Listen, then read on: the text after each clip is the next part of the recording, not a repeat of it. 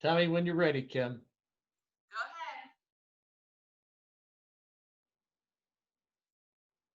ahead. Okay, we good? Yes, sir. All right. We're going to read a couple Christmas stories today. Hello to everybody. Merry Christmas to everyone and a Happy New Year.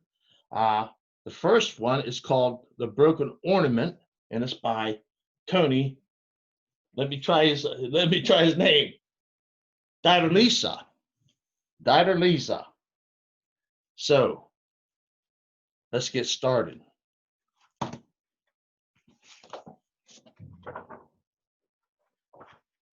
I hope this goes well. The Broken Ornament.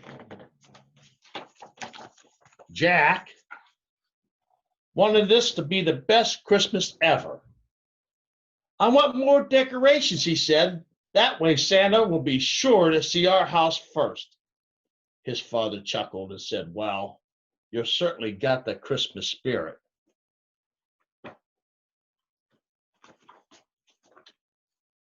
But it wasn't enough. Something was missing for Jack. Let's get a bigger tree. This tree is fine, replied his mother. But Santa needs more room underneath to leave us more presents, said Jack.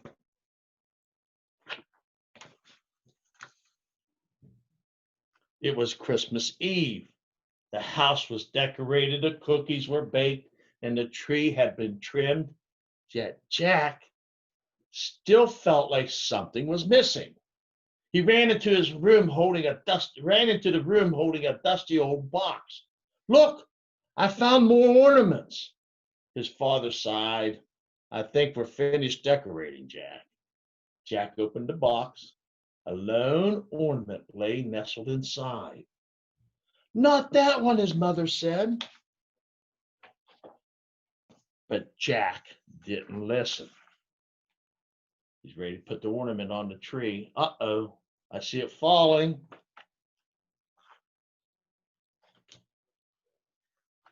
The ornament hit the floor, shattering into a million glittering pieces. Jack Michael, look what you've done. Well, it's just a junky old ornament, Jack replied. We'll get another one. No, we can't, his mother said as she went upstairs. Father grabbed a box of tissues and followed her. Jack knelt down, inspecting the shards of glass. It was only an accident, he muttered, and in a swirl of shimmering frost, a tiny figure formed.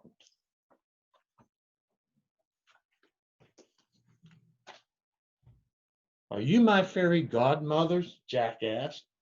A bubbly voice replied, Godmother? Oh no, they don't trust me with a wand. Just call me Tinsel. So, do you grant wishes? Jack leaned in close. What is it that you wish for? Tinsel replied, and a smile curled up into the corner of her mouth like a candy cane. I want the best Christmas ever.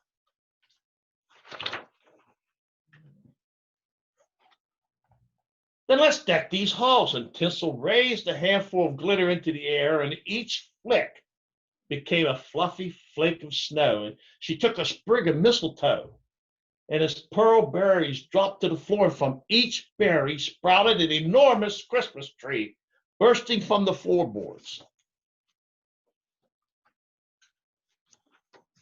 Oh my, the living room has turned into a forest of snow-covered Christmas trees.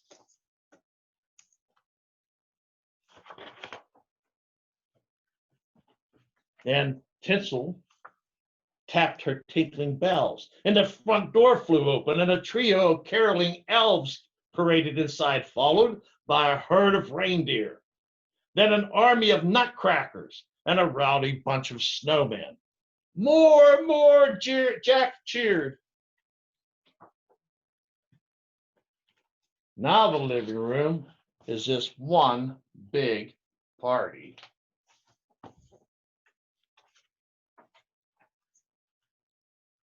Is this merry enough? Tinsel asked. And Jack's house was the most Christmassy in the whole town, probably even the whole world. But somehow, something was still missing. A shiny fragment caught Jack's eye. Tinsel, can you get can you fix Mom's new ornament?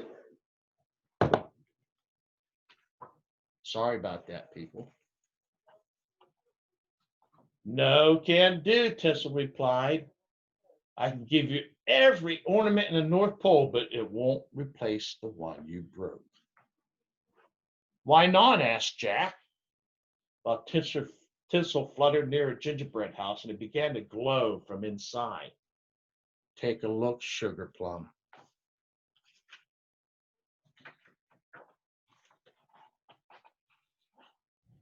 Jack peered through the frosting frame window to see a little girl hanging an ornament, the one that he had broken. When she was young, your mother's favorite holiday tradition was trimming the tree with her grandma. Jack could hear the great-grandmother's voice. I had these since I was your age, she said, and she handed over a box of ornaments. Now they are yours. That was great-grandma's ornament, and I broke it? Jack looked at all the things that the fairy had brought. Somehow it was too much, and yet not enough. I wanted this to be the best Christmas ever, and now it's the worst. Can you fix it, Tinsel?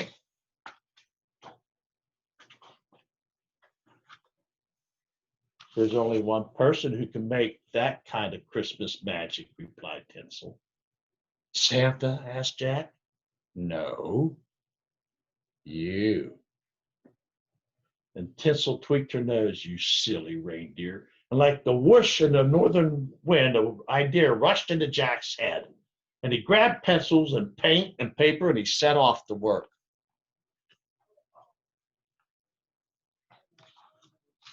Jack heard his parents' footsteps on the stairs, and in the blink of an eye, Tinsel's winter wonderland disappeared, melted away.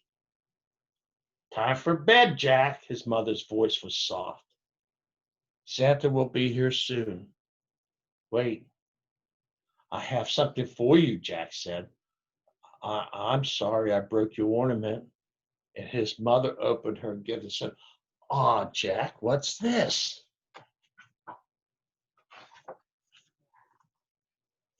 It's your grandma giving you the ornaments. And Jack's mother looked very closely. But how did you know? Christmas magic, Jack said with a shrug. Oh, Jack, I love it. And his mother hung the ornament on the top of the tree. Jack's heart felt so big, no amount of wrapping paper could hide it. Finally, it was the best Christmas ever. Look, all of the characters are outside. Santa with the snowman and the reindeer, the elves and the wood nutcrackers. This book was dedicated to Sophia, who broke the ornament. Love, her papa. So sometimes it happens, doesn't it? We break an ornament. Yeah. Sometimes they're important and then we feel bad about it. But that was a good story. I think Jack did a good thing, huh? Would you like to hear another, or you want to leave? I see a yes. Okay. Let's do another. I got one. It's called The Christmas Wish.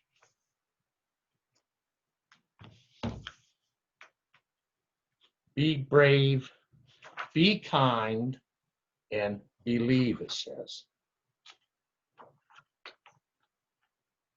Long, long ago, in a place so far north that the mothers never pack away the wool hats or the mittens, lived a sweet little girl named Anya, whose greatest dream was to become one of Santa's elves. One year, as the days grew shorter and then snow had fallen for weeks without a rest, Anya decided it was time to go look for Santa Claus.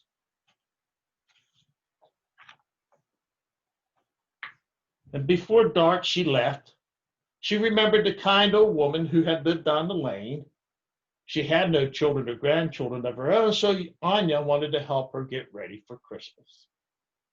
As the old woman napped, Anya caught her naughty cat for her and decorated a gingerbread house they had baked together the day before. And then she swept out her doorway. As she found a small tree for her to enjoy.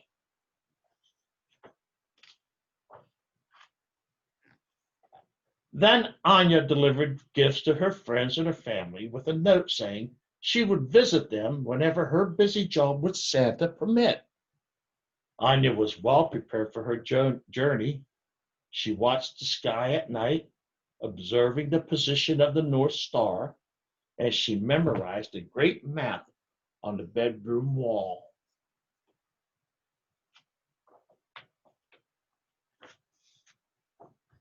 Still, as she tied on her skis and began to glide away into the forest, Anya started to worry. What if I get lost? She wondered aloud to herself. Startled, Anya looked up to see who had spoken. Can I help you? Said a tiny voice.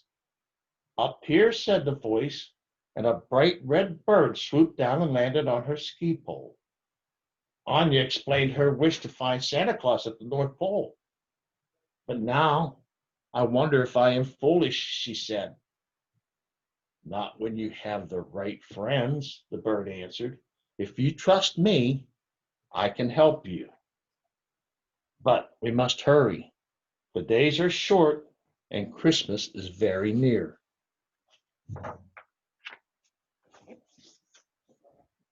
So Anya skied after the patient bird, who led slowly so the child could make her way through the very deep snow.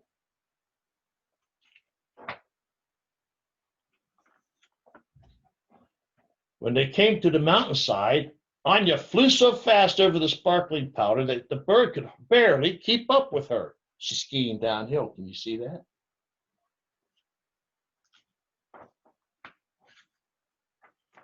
At the foot of the mountain, the bird whistled, and they were greeted by a giant horse. You may sleep on my back tonight, in my barn tonight, he offered. Tomorrow I could take you as far as one day and one night will allow. And the cardinal fluttered away before Anya could thank him. Morning came in a blink, and the gentle horse invited the still sleepy Anya to climb onto his back. They talked the day away as they trod through the snowy forest.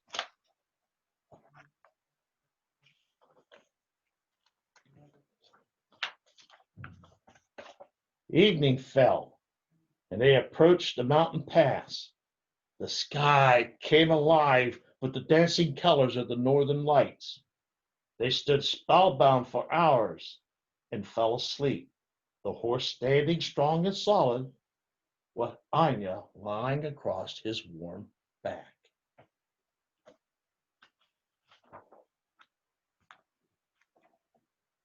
Anya was sad when she awoke and remembered that the horse would have to leave her. But she knew that his people would be worried about him. Later, as they approached a gleaming ice fall, the horse whinnied loudly 3 times, and from a hole in the ice appeared the oddest looking creature. Anya had never seen one before.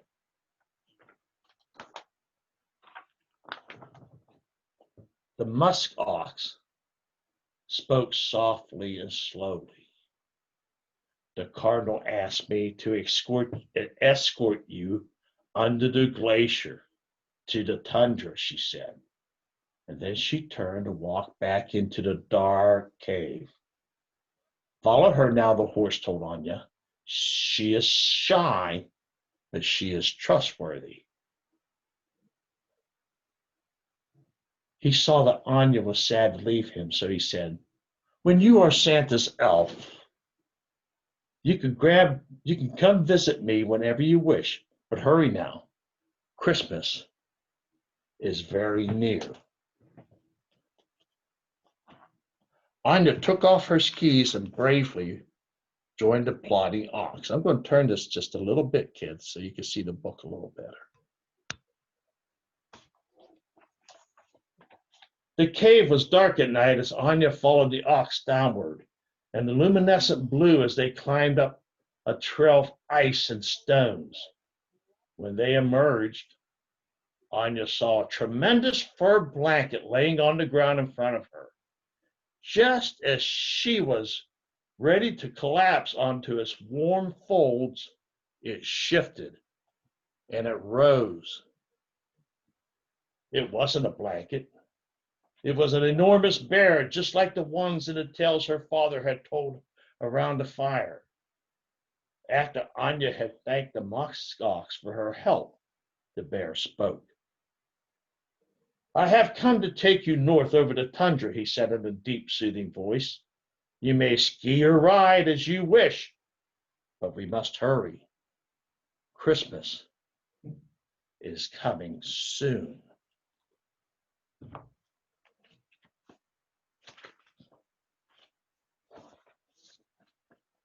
When they stopped for a rest, Anya found a small book in her pocket.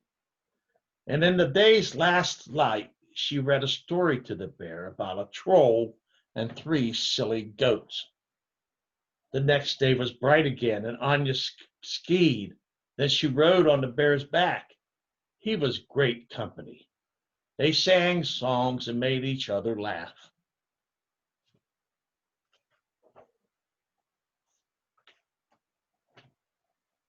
They reached their destination early. Anya had no idea how the bear could tell this was the spot from one or the other, but he told her they would be meeting a friend at this exact space. Since we have time, let's take a rest, he said. Anya curled up into the bear's softness and slept without dreaming.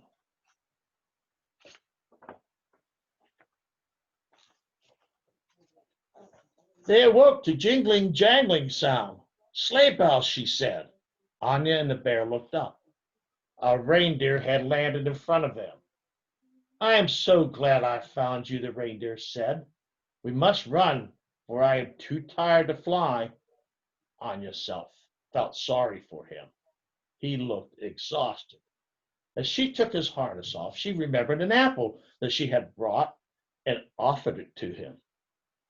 The reindeer thanked her as he happily ate the apple. Anya hugged the bear goodbye. Then she put on her skis and set forth with her new friend.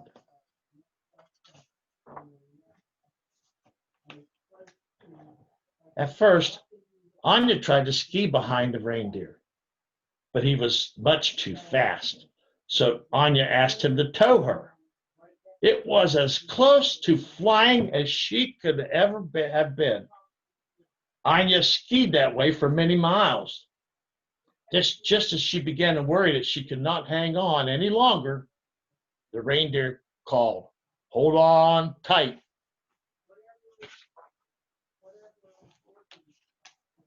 And in the flash, they were soaring through the sky. Anya watched as the ice gave way to the ocean she had seen on the schoolroom map. She saw eagles, whales, and giant icebergs that reminded her of the rock candy she made with her mother. Finally, they landed in a lovely clearing surrounded by trees cloaked in snow. Then Anya's wish had come true.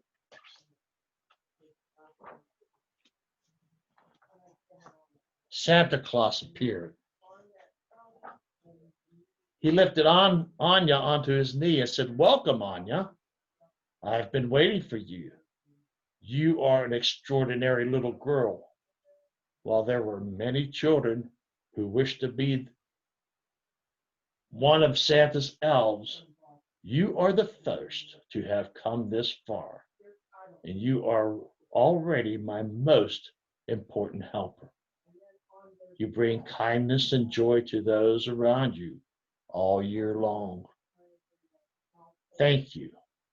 Now, may I ask you for a favor? And he added with a smile, will you help me drive my sleigh?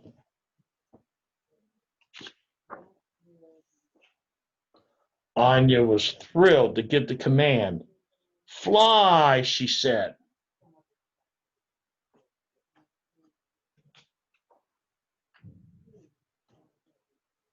It was very early Christmas morning when they landed. They were near Anya's house. Before I leave, Santa said, I'd like to give you a very special gift. This is a magical bell. If you ever need help, ring this bell 3 times.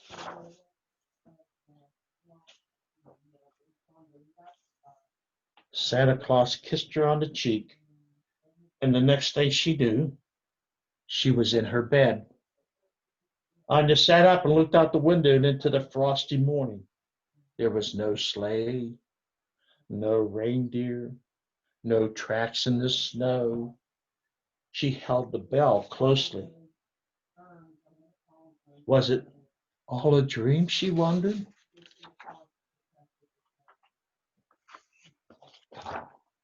What do you think? Merry Christmas. It says again, be brave, be kind, believe. Was that a nice story? Did you like that one? Yes, okay. How are we doing on time? We have 15 minutes. You ready for maybe a third one? Sure. Yes? Fine, okay. Let me know if we're running out of time. Home for Christmas. Some of you children heard this probably when you were in maybe preschool. I've read this book before. I don't know if you remember about Rollo. He was a little wild troll. Do you remember him? No, Liam does. I know Liam does. Okay. Rollo was a wild troll, a very wild troll, always racing off with his scruffy troll tail bouncing around behind him. The troll tails will drop off one day, but only if the troll is kind and helpful and does his chores. Rollo's little sister had lost her tail a long time ago, but Rollo didn't care one bit. He just did whatever he wanted.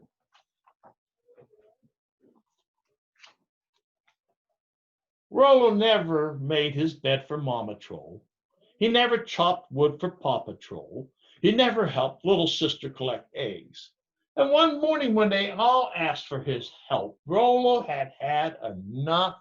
No, no, no, he whooped and he grabbed up his rucksack, leapt over their heads and ran off into the mountains. Mama Troll looked at Papa Troll and shook her head sadly. The chances of Rollo losing his tail are mighty slim, she said. Rollo walked along, getting hungry and tired. Where would he spend the night? He spied an owl's nest way high up in the tree. Hooray, it's up this tree for me. And he climbed up and snuggled down among the owlets as Mother Owl looked on. And when the little birds opened their mouths wide, Rollo opened his too. Yum, free food, he thought. Sleepy and full, he dozed off, tucked under Mother Owl's warm, fluffy feathers. No bed to make, he said.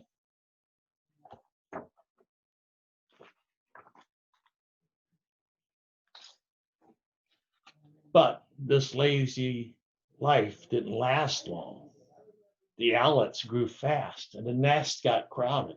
And they spent hours flapping their wings until the day came for the owlets to learn to fly. Mother Owl looked at Rollo, but he didn't move. So she bumped him out of the nest. Can't you see I don't have wings? Rollo screeched as he fell to the ground. Rollo shook the feathers out of his hair and strode off into the forest, leaping and chasing field mice as he went. He hadn't gone far when he spotted Mother Bear watching her two cubs rolling around and roughhousing in the grass. Rollo dove in, cuffing the cubs and tickling their noses. Mama Bear didn't care. Now she had three naughty creatures to watch over, not just two. That night, Rollo followed the bears into a mossy cave and fell asleep, curled up with the bear cubs. Ha! No wood to cut here, he said.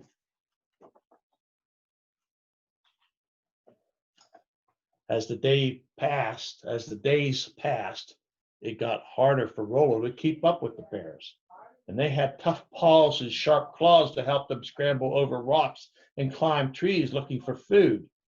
Then, at the end of summer, Mother Bear spotted a beehive, and she opened it up with a big swipe of her paw, and the delicious honey gushed out. It had been a long time since Rollo had tasted anything so sweet, and he shoved the baby bears aside. Big mistake. The angry bees aimed their stingers at him. Rollo threw himself into a nearby pool and dove under the water.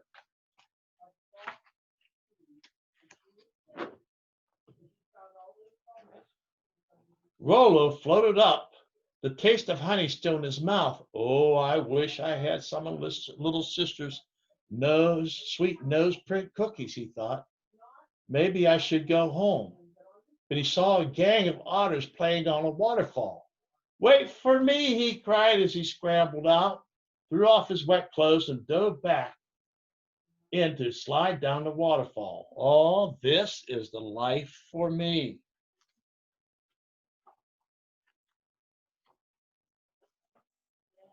One morning, Rollo woke to find a thin skim of ice on the pond. Otters didn't give any mind, but Rollo could not stop shivering. He put on his clothes, stuffed his boots with moss, waved goodbye, and went on his way.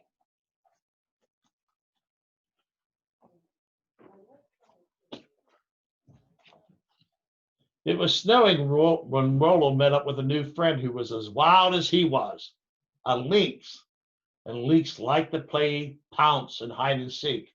So did Rollo.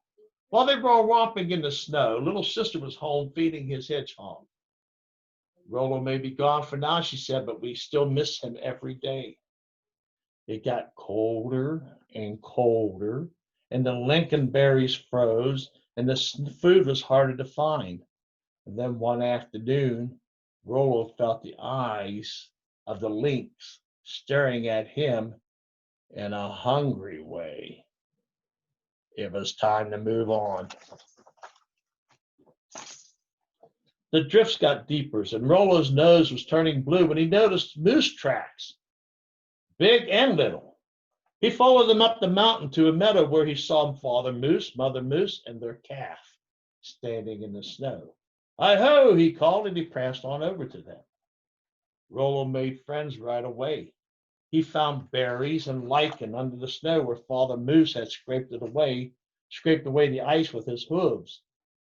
He ate and ate while the moose calf drank some of the warm milk from Mother Moose.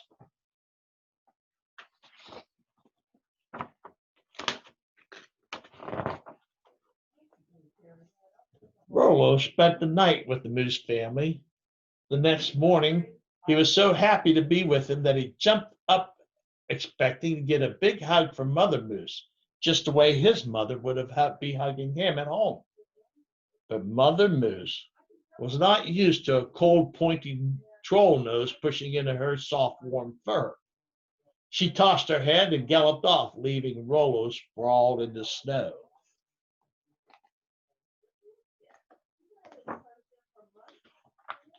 hold on. I'll be back.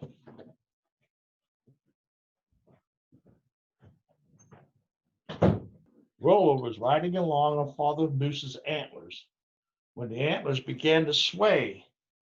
Oh no, Rollo shouted, holding on tight. Winter's when the moose shed their antlers, and he found himself tumbling down and landing in a snowdrift.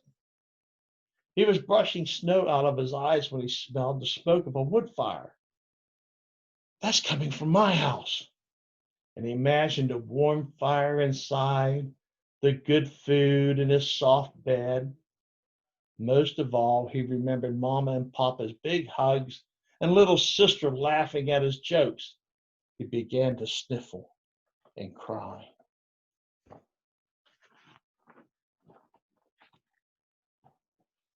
As Rollo's sobs got louder, the antlers began to rock back and forth on the slippery snow. It started sliding down the mountain faster and faster, bouncing over icy boulders and skidding across the frozen rivers.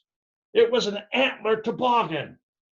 Rollo spotted his little house down the valley, and his sobs turned into whoops of joy.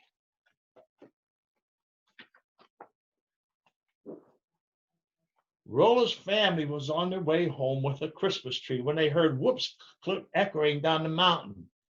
They knew in an instant that Rollo had finally come home. They rushed to meet him as fast as they could.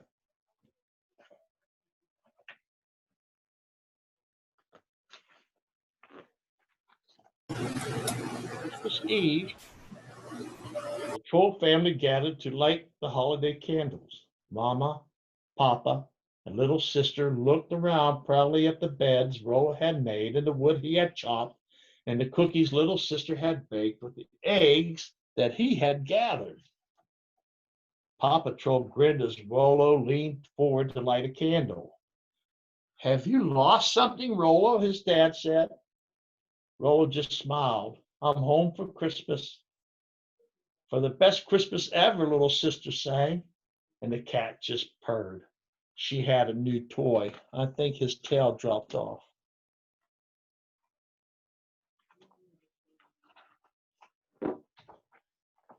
After the feast, the Troll family sat by the fire, home for Christmas, all together, singing and telling stories far into the night. The end. Did you guys have a good time? Good. I hope you enjoyed the stories. Once again, Merry Christmas to everybody. Hope to see you soon.